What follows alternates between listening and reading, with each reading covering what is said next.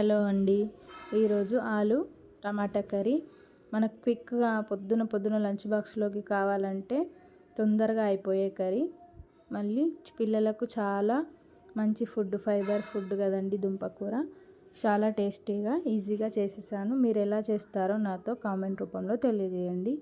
ముందుగా stove on చేసుకొని pan పెట్టుకోవాలి. దాంట్లో 2 టేబుల్ స్పూన్ల ఆయిల్ వేసుకోవాలి.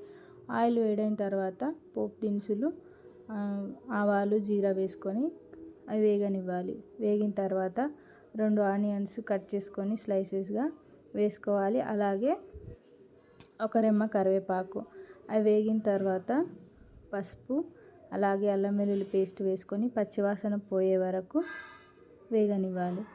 అవి వేగిన తర్వాత ముందుగా ఆలు ఒక 1/2 కేజీ చిన్న ముక్కలుగా కట్ చేసుకొని వాటర్లో ఉంచుకున్నానండి.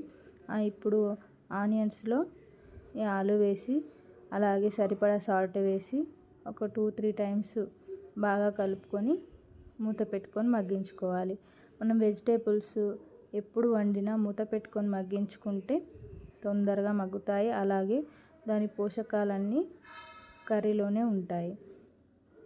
ఒక 5 మినిట్స్ మగ్గిన తర్వాత కొంచెం కొత్తిమీర, అలాగే 2 టమాటాలు వేసుకొని ఇవి కొంచెం ఒక 5 మినిట్స్ సాఫ్ట్గా ఉడికే వరకు టమాటాలు మరోసారి మూత పెట్టుకొని మగ్గించుకోవాలి.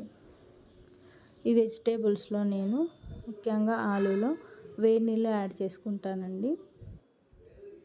ఎందుకంటే ఆలు మనకి సాఫ్ట్గా ఉడుకుతుంది. మళ్ళీ కర్రీ చేసినప్పుడు చూడడానికి మనం ఎలా కట్ చేసుకుంటామో అదే షేప్లో ఉంటాయి. ఇది నాకు తెలిసిన ఒక చిన్న టిప్. మీరు ఎలా చేస్తారో నాకు తెలియజేయండి. ఒక 5 మినిట్స్ తర్వాత టమాటాలు అలాగే కొత్తిమీర మగ్గిపోయాయి. ఇప్పుడు మనకు టేస్ట్కి సరిపడా కారం వేసుకొని మరోసారి ఒక 2 టైమ్స్ కలుపుకొని, అలాగే ధనియా పౌడర్ మీకు నచ్చితే వేసుకోవచ్చు లేదా స్కిప్ చేసుకోవచ్చు. ధనియా పౌడర్ వేసి మరోసారి కలుపుకొని మూత పెట్టుకొని మగ్గించుకోవాలి.